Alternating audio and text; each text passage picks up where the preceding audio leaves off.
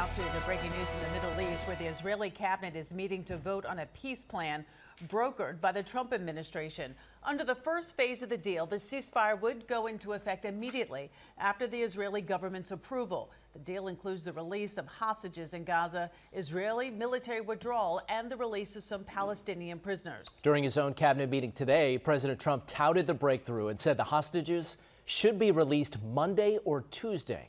Israeli and Palestinians taking to the streets to celebrate the plan. Scenes of grief and relief as people gathered in Hostage Square in Tel Aviv and in central Gaza. Eyewitness News reporter Lauren Glassberg is live in our newsroom with details on the plan. Lauren?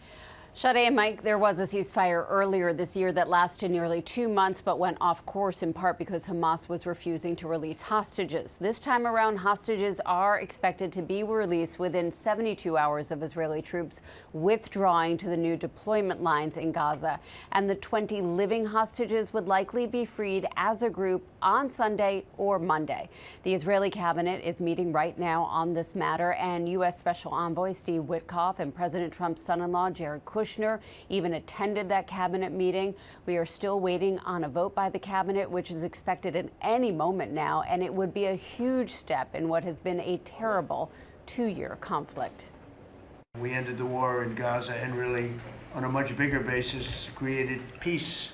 And I think it's going to be a lasting peace, hopefully an everlasting peace. At a cabinet meeting today, President Trump was hopeful about the deal he helped forge between Hamas and Israel, which would immediately return the hostages kidnapped from Israel 2 years ago. That's what people wanted more than anything else. They wanted these hostages back that have lived in hell like nobody has ever even dreamt possible. And after that, we'll see. As part of Phase 1, Israel would also withdraw troops to an agreed-upon line, free Palestinian detainees and prisoners, and increase humanitarian aid into Gaza.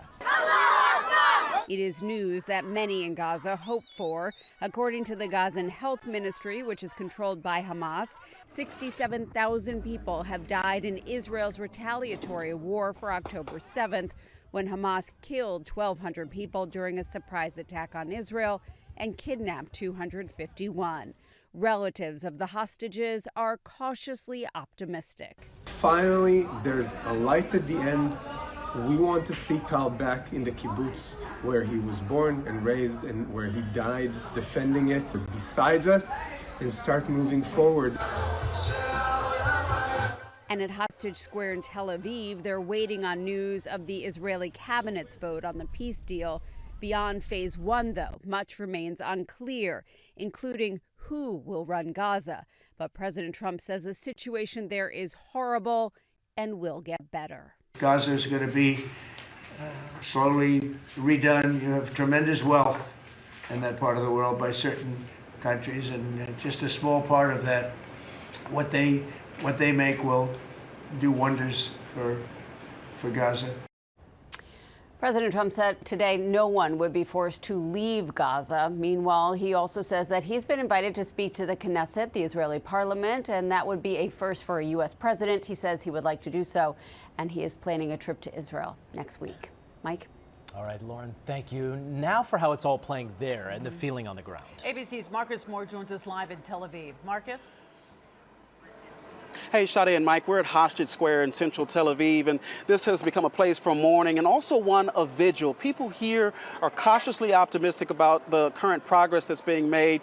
And despite the encouraging news, the Hostage Family Forum here saying they will not rest until every single hostage is brought home. But as we heard Lauren reporting, there are a lot of moving parts here, and people are watching and waiting to see what the Israeli cabinet decides. Will they ratify Phase 1, which would put a lot of things into motion, including the release of those hostages and also pulling those Israeli troops, moving them back to the yellow line. But as all of this plays out, Mike and Sade, the bombardment in Gaza continues with several strikes even tonight in and around Gaza City.